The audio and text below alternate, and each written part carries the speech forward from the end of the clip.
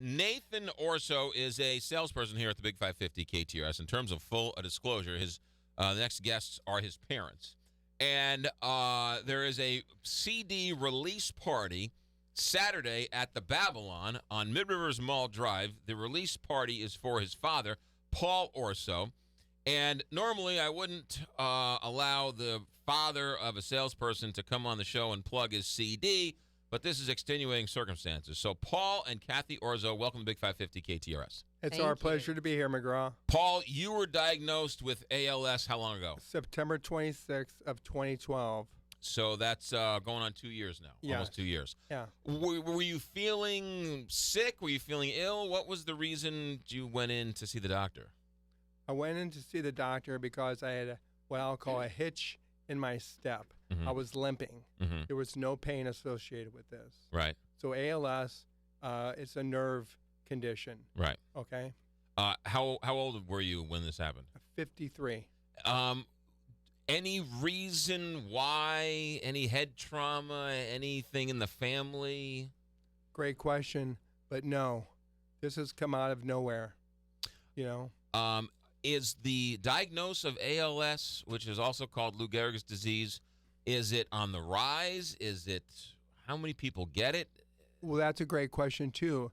It seems to be on the rise, but being a part of the baby boomer generation of 76 million people, everything is going to be on the rise. Right. All illnesses. So I think some of this is attributed to just a huge population. Yeah. Now we're starting to see some former football players with similar symptoms to ALS, with the brain injuries and the concussions. And people are saying that the head trauma is causing this. Have you had any head trauma in your past? Any accidents or anything? Well, I did play football in high school and 4 years before that, and I was very aggressive, but I don't recall any kind of head trauma, in the classic sense of being knocked out. Sure.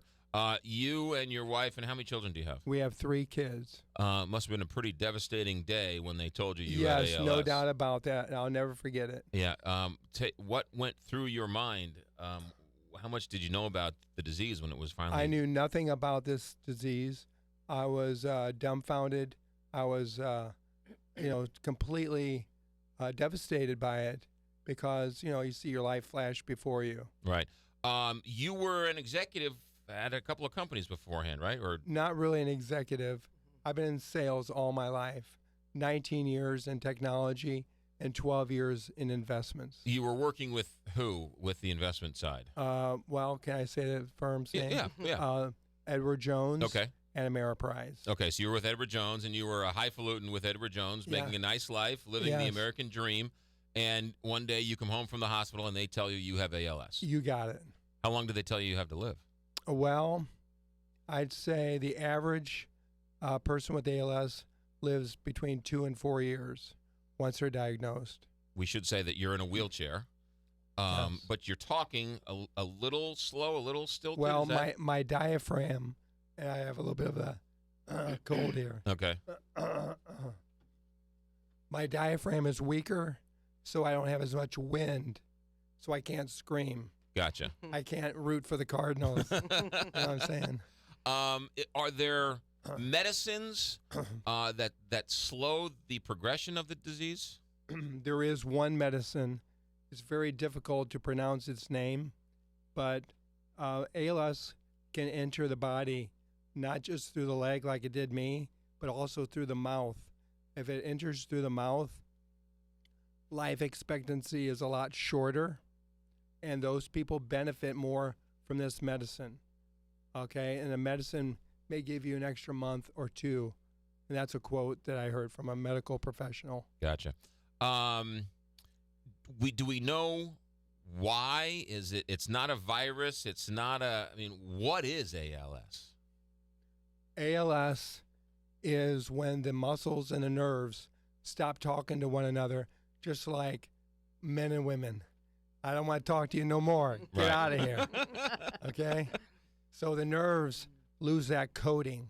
So, like my hands right now, I can't make a fist. They slowly and the muscles slowly die off Mm-hmm. because there's no love relationship between the nerves and the muscles. Is it each day? Is it worse, or is it each month it's worse, or how do you notice the disease progressing? I noticed the disease through big kerchunks, like last in 2013, I used a cane for the first time. By mid 2013, I was using a scooter to transport, and about a year later, I'm in a wheelchair. So chunks. You don't. It's not every day. It's every Right. 3 months. You've noticed. Yes. I can't do this anymore. Right. Yeah. You were a musician, Yes, sir. and what was one of your goals as a musician? Well, as a kid, I had 3 potential careers: an athlete, a businessman, because I collected beer cans and traded, Okay. and music. But when I started writing music in the 70s and 80s, entry into this industry of music was very, very hard. And we could talk 20 minutes about that. Right. So I wanted to raise a family. Met Kathy in 1975. And I pretty much abandoned my sports career Right.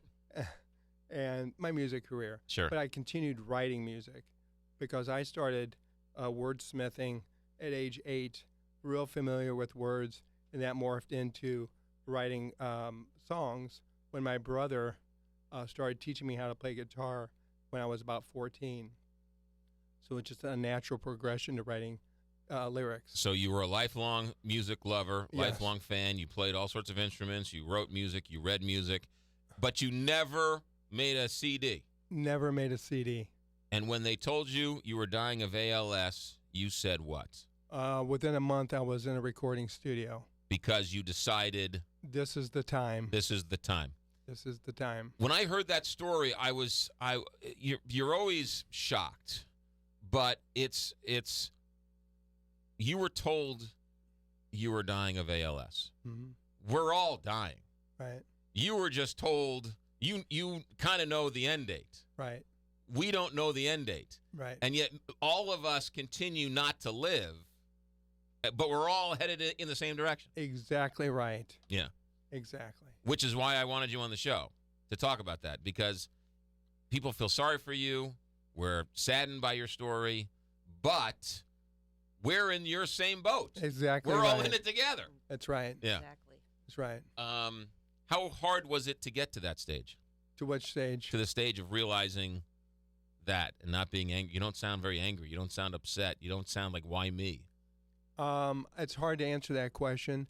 I've always been an upbeat person, so I don't know if that's a part of it, or if it's just graces you receive from the great beyond. Mm-hmm. But people, McGraw, have been so sweet to me. Yes, I'm sweet and nice, but Kathy's been awesome. Friends from our parish, friends from our community have all come to assist me in this endeavor. Well, you're a lot nicer now that you can't scream at anybody. There you go. There you go. Absolutely. Paul Orso, the CD release party is Sunday night at the Babylon on Mid-Rivers Mall Drive in beautiful downtown Cottleville. You can't go wrong there. The CD is called Beyond Words. You can get it there. Soft drinks, appetizers, the CD party Sunday at 2 o'clock at the Babylon on Mid-Rivers Mall Drive. Paul Orso, what do you want people to know? Well, I would say to believe in yourself, number one, and don't stop believing in yourself, because one of the songs, Leaves Are Falling, it's pretty much the first cut on the CD, is really about finding our direction, and we should never stop searching for that, okay? And you should definitely have, the Spirit of God in your heart through your life, because life is tough. You're right, McGraw. We're all in this together. I do know my end date range. That's a blessing. It really is. But my heart goes out to all people of all terminal illnesses, okay? But my heart goes out to all people because we're all in this together. So believe in yourself. And if you have a special skill and you really want to do it, find a way. Find a way. Yeah. I'm so happy Kathy found the studio for me 5 years before I got there. for a birthday present. So when I found out that I had ALS, a month later, I was in his studio. It's an unbelievable story. It's a story. It's not a story of dying. It's a story of living. Yes. Yeah.